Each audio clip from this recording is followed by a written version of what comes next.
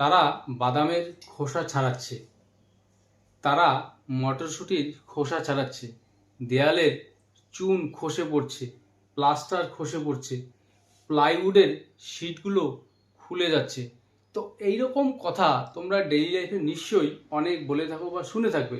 তো এই কথাগুলিকেই কিভাবে তোমরা ইংরেজিতে বলবে, আজকের এই ছোট্ট ক্লাসটিতে তোমাদের সেটাই শেখাবো।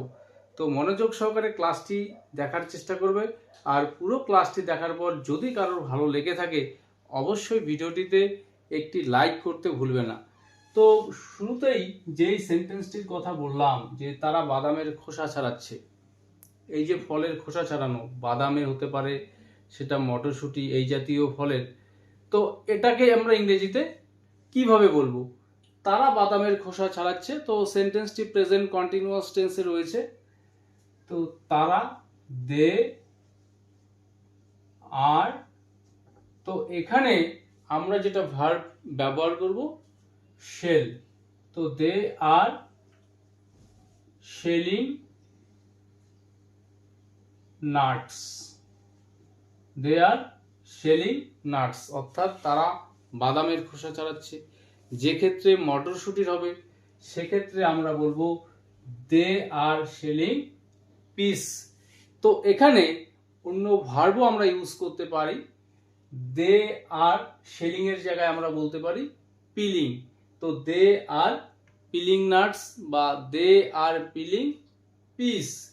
তো পরের সেন্টেন্স, ঘরের দেয়াল থেকে চুন খসে পড়ছে, দেয়ালটি পুরনো হয়ে গেছে তো চুন খসে পড়ছে।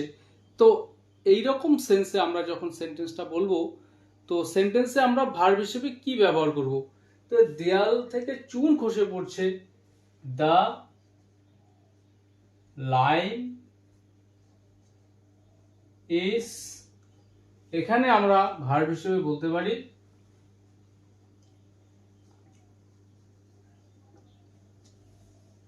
falling off, the line is falling off the room walls,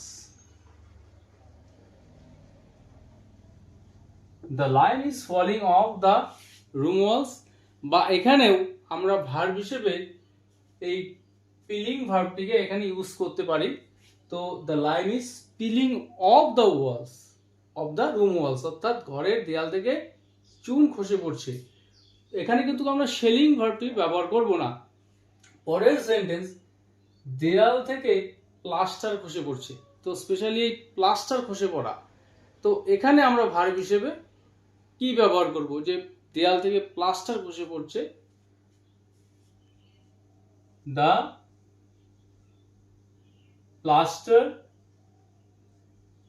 plaster is, এখানে আমরা ভার্ব হিসেবে ব্যবহার করব flaking off, the plaster is flaking off the walls, অর্থাৎ একটি হলে ওয়াল, একের বেশি ওয়াল। সো দেয়াল থেকে প্লাস্টার খসে পড়ছে, the plaster is flaking off the wall বা অফ দ্য ওয়ালস, অর্থাৎ দেয়াল থেকে প্লাস্টার খসে পড়ছে।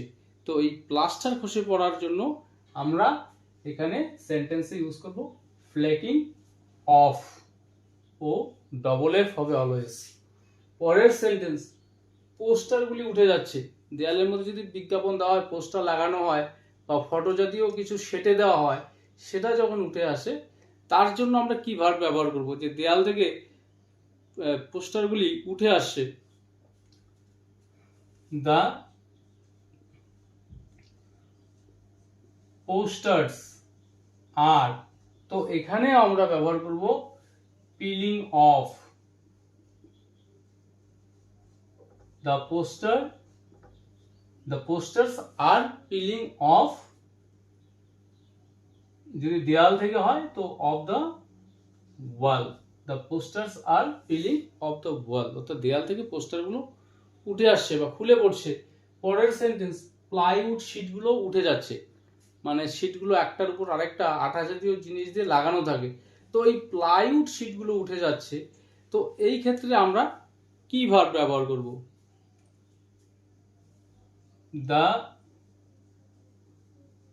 plywood sheets, the plywood sheets are delaminating,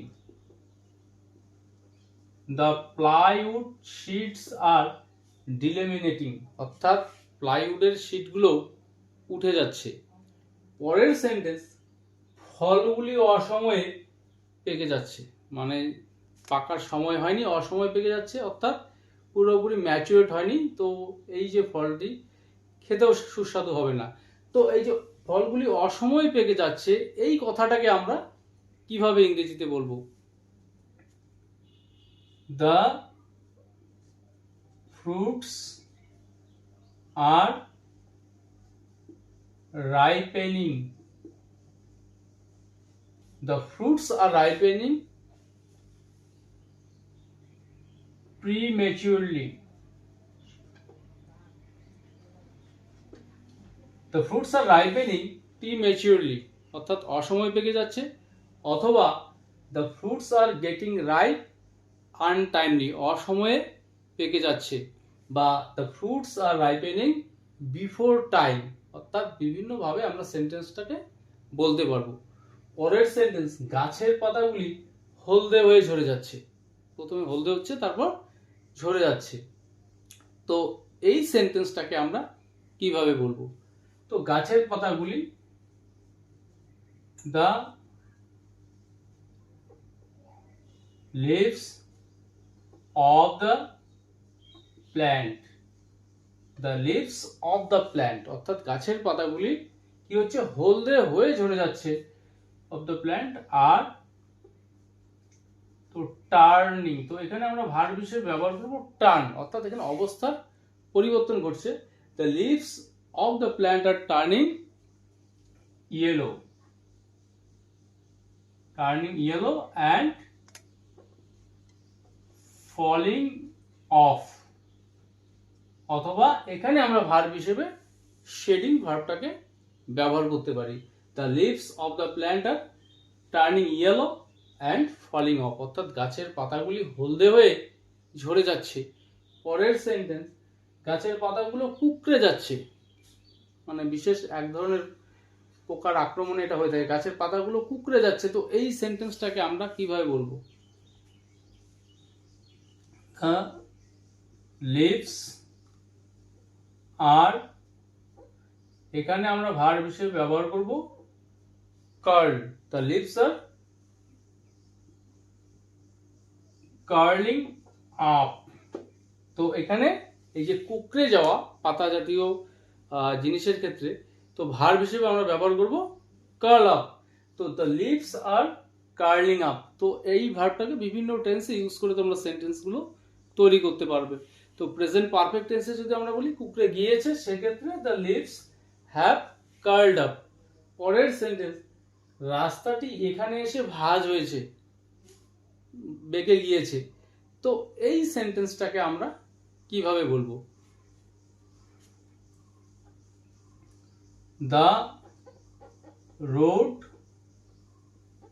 bends here, অথবা এখানে আমরা bends এর পরিবর্তে আমরা ভার্ব হিসেবে বলতে পারি এখানে curve, curves, curves here, the road curves here, অথবা the road bends here, অর্থাৎ রাস্তাটা এখানে এসে ভাঁজ হয়ে গিয়েছে।